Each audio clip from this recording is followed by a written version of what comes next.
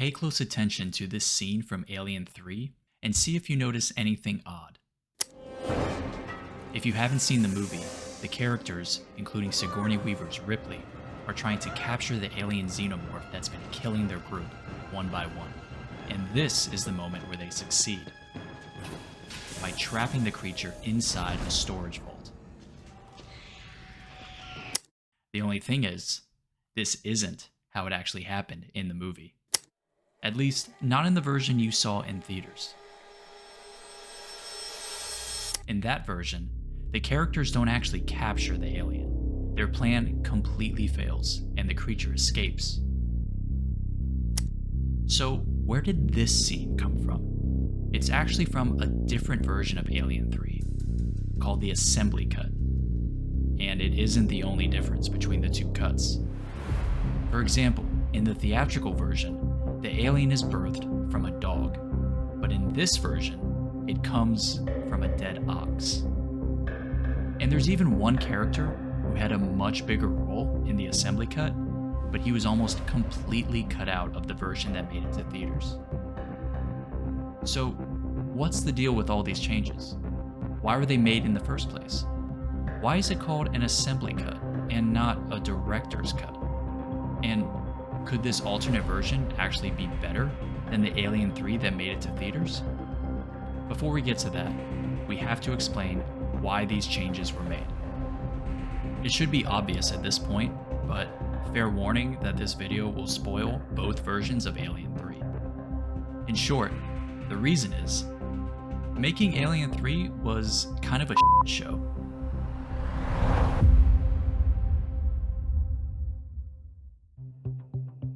Alien 3 had a troubled production from the very beginning. The movie went through multiple scripts and multiple directors for years before it finally landed in the hands of first-time director David Fincher. He had the difficult task of following James Cameron's Aliens, which had been a monumental success and amped up the action and bombastic elements of the series. Get away from her, you bitch! But Fincher was more interested in making something closer to Ridley Scott's original Alien. Less a roller coaster thrill ride and more of a claustrophobic slasher movie set in space. The problem is, the studio, 20th Century Fox, mostly wasn't on board with Fincher's vision. In the words of producer John Landau, as a studio, we set out to make a release date and not make a movie.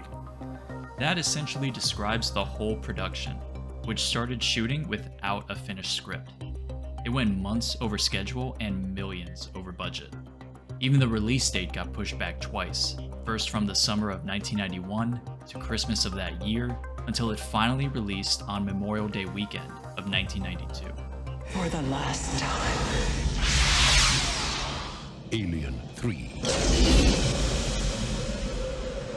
That version, however, was finished without Fincher's involvement. He got to the point where he was so frustrated at Fox's meddling that he walked out of post-production. It's amazing to me that Fox is the #1 studio in the country because they're all such a bunch of morons. The movie didn't do bad per se, earning $160 million worldwide on a reported $50 million budget. But even though everyone admitted it looked good, the story turned everyone off. From critics, this is probably the best looking bad movie I've seen in a while, to Alien alumni like James Cameron. I think they made a fatal mistake in killing off Newt and Bishop, and you fight so hard for these people to survive, and then you go to the next movie, and then but they're all dead. And even Fincher himself. No one hated it more than me. To this day, no one hates it more than me. We'll never know what Alien 3 should have looked like had Fincher been allowed to complete it as he originally intended. But we can get a better idea of his final vision, thanks to the assembly cut.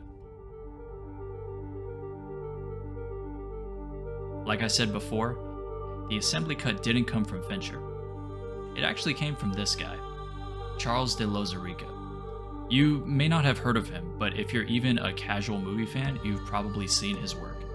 He's the guy who spearheaded several of those behind-the-scenes documentaries you find on DVDs, including the ones for Blade Runner, and of course all the Alien movies. While putting together the 2003 Alien Quadrilogy box set, Lauzirika discovered an earlier cut of Alien 3 that had a number of extra and extended scenes that weren't in the theatrical cut. They couldn't get a hold of Fincher to agree to make a director's cut, so instead, Lauzirika and his crew decided to make this cut of the movie as presentable as they could, by inserting deleted scenes, re-recording unusable dialogue, and even adding in effects where necessary. The result is called the assembly cut. But even that label isn't exactly accurate either. The term assembly cut usually refers to an initial cut of a movie that's often 4 hours long, before the filmmakers whittle things down to a more standard runtime of about 2 hours. But the Alien 3 assembly cut isn't quite the same thing, and Lauzirika mentioned he didn't choose that name either. So here's how he described how to think of this version of the movie. I think that what we have done is to capture a snapshot of the film in the state it was in before it really got interfered with in post-production, before it got taken out of Fincher's hands. What you're seeing is a reconstruction of the direction the film was going. So this is the first cut of the film after development hell and after production hell, but before post-production hell. In other words, the assembly cut isn't the definitive version of Alien 3. It's not even really a director's cut, as Fincher claims he's never even seen it. But it's safe to say it's closer to Fincher's true vision of the film than the theatrical cut is. So is it better than the theatrical cut? Or is it still a mess of a movie, just with different problems? Let's break down both versions and see for ourselves. The biggest change between the two versions is the one I opened the video with, the outcome of Ripley and the prisoner's plan to capture the alien. In both versions of the movie, the group intends to spread flammable waste throughout the facility's vents and then ignite it to flush out the Xenomorph and trap it in a storage area. And in both versions, the alien ambushes them and sets off the explosive material early. But while the alien gets away in the theatrical cut, things play out much differently in the assembly cut. Here, one of the inmates, Junior, played by Holt McCallany, sacrifices himself by luring the alien into the vault, where it gets trapped.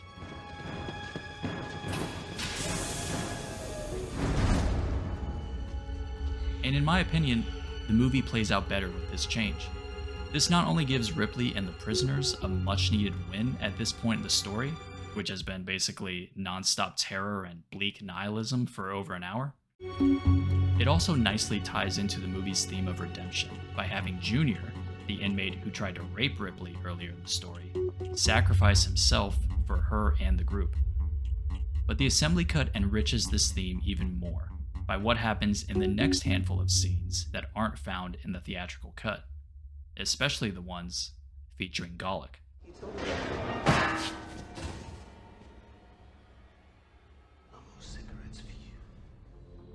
Golic, played by Paul McGann, doesn't have much to do in the theatrical cut. He's the first prisoner who sees the alien and survives, but no one but Ripley believes him. But they got slaughtered like pigs. It wasn't me. It wasn't me. It wasn't me. Stop raving, Matt. Then he gets a few lines right before the alien attacks Clemens, played by Charles Dance, in the infirmary, but then he completely disappears from the movie. In the assembly cut, however, his character gets more screen time. 9 minutes in the assembly cut versus 3 minutes in the theatrical. Yeah, I counted. We learned the other inmates don't like Golic and think he's crazy. He seems to be ostracized from the rest of them. Golic is just another poor, miserable, suffering son of a bitch, just like you and me. Except he smells worse. And he's crazy. And it turns out the experience of seeing the alien had a much more profound effect on him. After the group captures the alien, Golic escapes from the infirmary and actually lets the alien go from its vault. And then it kills him, naturally.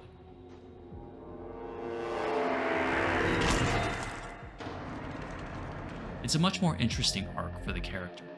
Golic appears to worship the alien, which adds to the religious imagery and themes throughout the movie. And it ties into the movie's message on what true selflessness entails. Throughout the movie, we see Ripley and other characters either being selfish or only caring about a certain group of people to the exclusion of others. But I think the movie's message is that redemption can only be achieved by looking out for everyone, not just yourself and one or two others. This idea gets emphasized in another scene in the assembly cut, in a conversation between Dylan, played by Charles S. Dutton, and Ripley. What's wrong with that? Well, nothing's wrong with that. Except a lot of innocent people will die. I thought you were a religious man. You don't understand, do you? That world out there doesn't exist for us anymore. We've got our own little world out here. The prisoners looked out for each other, but not really for Golic. And that's what eventually caused him to go insane and release the alien. Their lack of empathy for a fellow human being ended up costing them. All of this nuance is lost in the theatrical cut. In a savvy editing move, they removed the creature's capture, Golic's betrayal, and a handful of other scenes without losing too much coherence in the plot.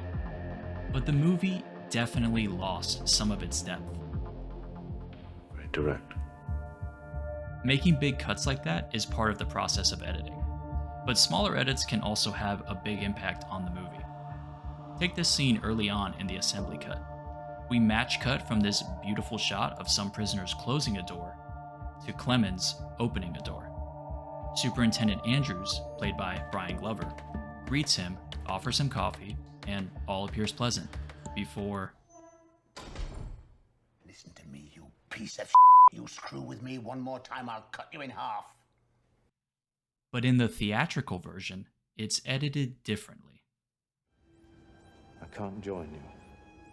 I have a previous engagement. Listen to me, you piece of You screw with me one more time, I'll cut you in half. Instead of the build-up to Andrew's outburst, the movie smash cuts from the previous scene into the middle of the next scene, discarding the initial interaction between Clemens and Andrews. It's a good example of the trade-offs you make depending on how a scene is edited. On the one hand, that smash cut is effective at keeping the pace of the theatrical cut churning forward. But on the other hand, the assembly cut's version gives us a much fuller picture of the dynamic between Andrews and Clemens. And that characterization of the inhabitants of the prison is something that the assembly cut massively improves upon. After all, it's 30 minutes longer than the theatrical cut, so it lets us spend more time with the cast. For example, Clemens gets a different introduction in the assembly cut by being the one to find Ripley outside the facility. The beach scene set up these inmates and set up the environment and the fact that the doctor was a loner and that they used like Stone Age type gear. All those scenes at the front were invaluable to the film. To see her brought into the place, you saw what it was like, you saw all these bugs and all this other stuff that was, it just set the whole place up what it was. Plus, since the movie sets up that the inmates have taken up religion, unlike in the theatrical cut, in the assembly, we get to see them, actually practice that religion. We get multiple new scenes of Dylan leading the inmates in prayer, and there are fewer jarring edits. When Dylan and Ripley have this exchange in the theatrical cut, here's what the movie cuts to. What about the others? Where are they? Frame. I have a problem with this. What part? And in the assembly cut, here's the new, more logical cut. What about the others? Where are they? Frame.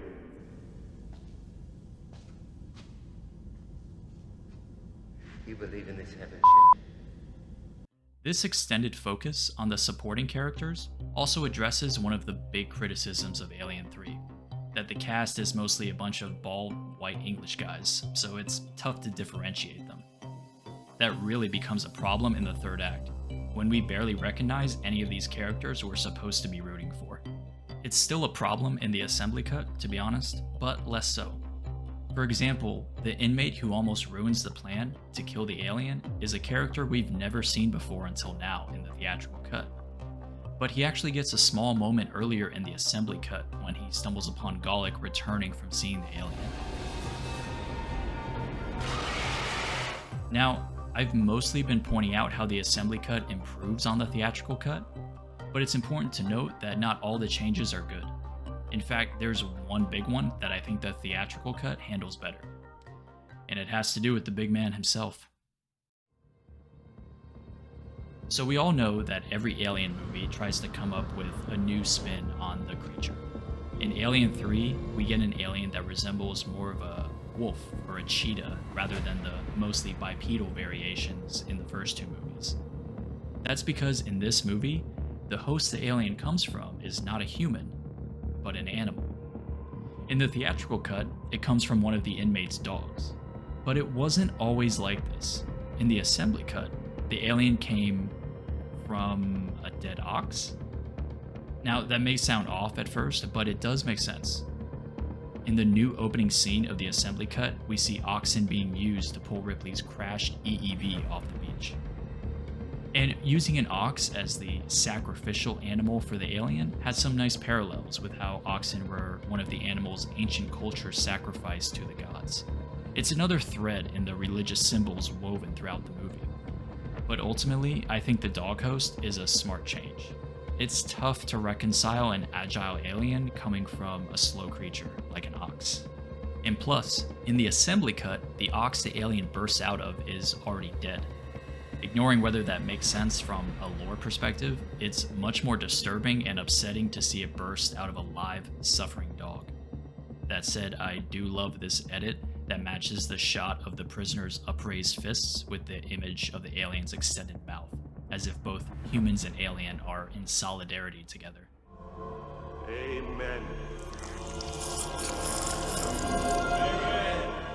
While the theatrical cut's brutality in this scene definitely makes it better, I do think it overdoes it in another part of the movie, Ripley's sacrifice at the end, when she falls into a furnace to kill the alien queen embryo inside her.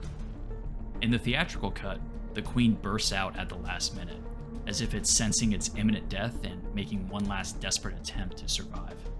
It's definitely a cool shot, and the furnace does look better in the theatrical version, but to me it unnecessarily takes the focus away from Ripley.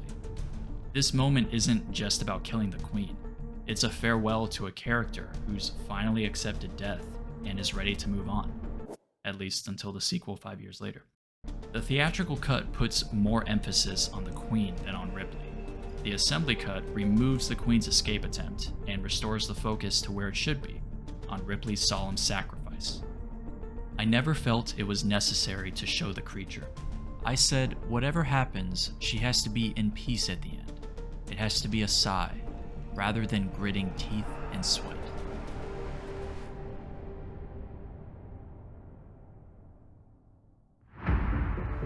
So, when we compare the two cuts, how do things shake out at the end?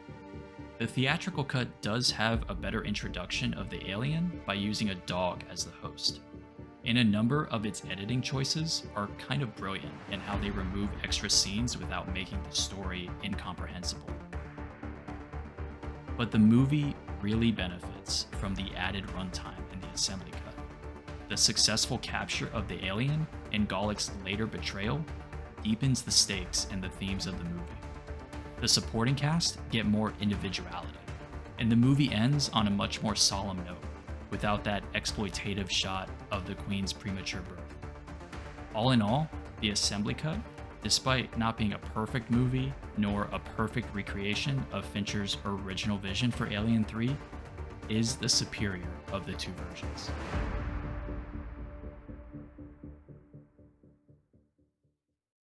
That's all from me, guys. If you enjoyed this video, please let me know, as I like to delve into more alternate cuts of movies. I definitely plan to do the rest of the alternate cuts in the Alien series as well, but if there are any other movies you'd like to see videos about, let me know in the comments. Until next time, adios.